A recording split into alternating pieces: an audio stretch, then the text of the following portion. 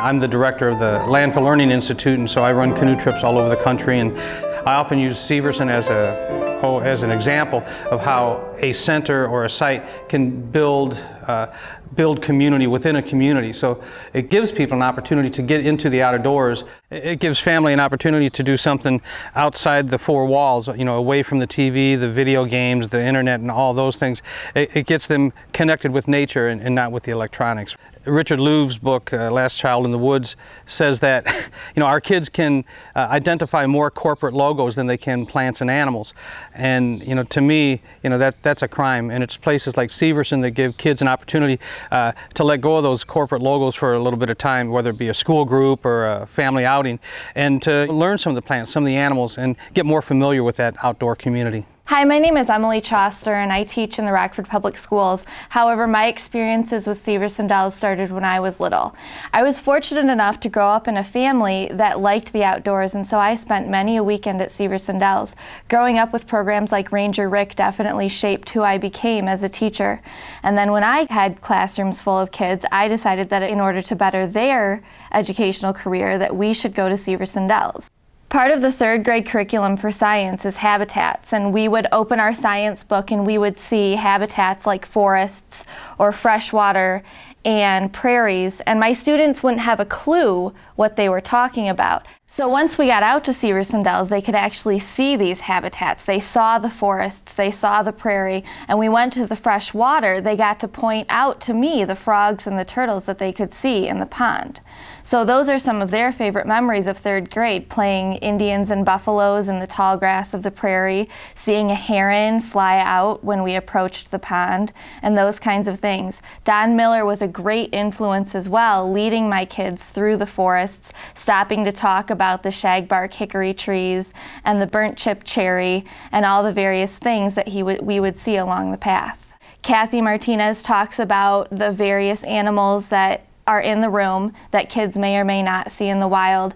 It is also where kids eat lunch. And after lunch, the kids get to weigh their trash. They get to see how much as a class they throw away. And the bucket is weighed before trash is put in it and then after trash is put in it. So you're bringing in the math, you're bringing in the reduce, reuse, recycle, and the kids get to see on a chart, so data and probability, how their class compares to other classes that have come to Severson Dells.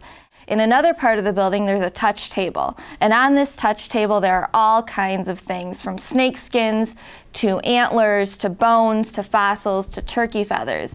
And the kids get to pick up something that they think looks cool. And then they have to try and figure out what it is. Well, these kids are from Rockford, like downtown central Rockford. They're lucky to see birds and squirrels, much less anything that they would see out there. So they'll pull up a turkey feather and they won't have a clue what it is. But once they hear about what it is, they look at that feather in a whole new way.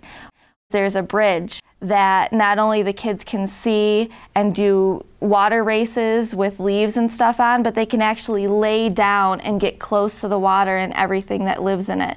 And they can start to see the bugs and things that are going across the surface of the water. It's a really cool experience for the children.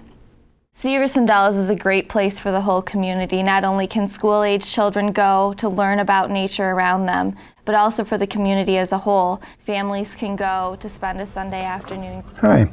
Severson Dells provides a valuable service to the greater community, the community of plants and animals. And one of the goals of environmental education is to help us to become good stewards of the environment. And even if we're living in the city, we can be in touch with the plants and animals, and helps us to be part of the larger community, that we are not humans and then everybody else, but we're all in this together.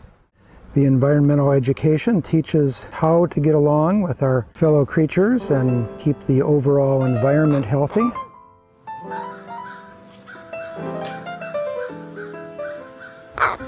I thought I could smell something. What's that? What's that?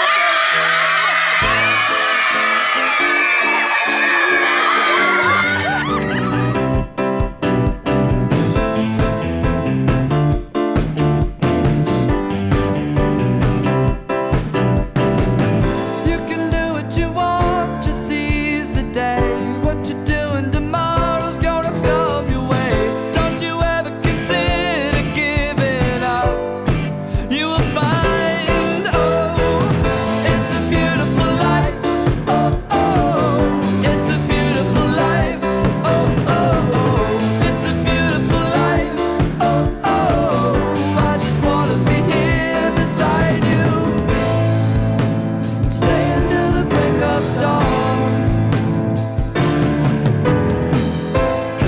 walk in the park.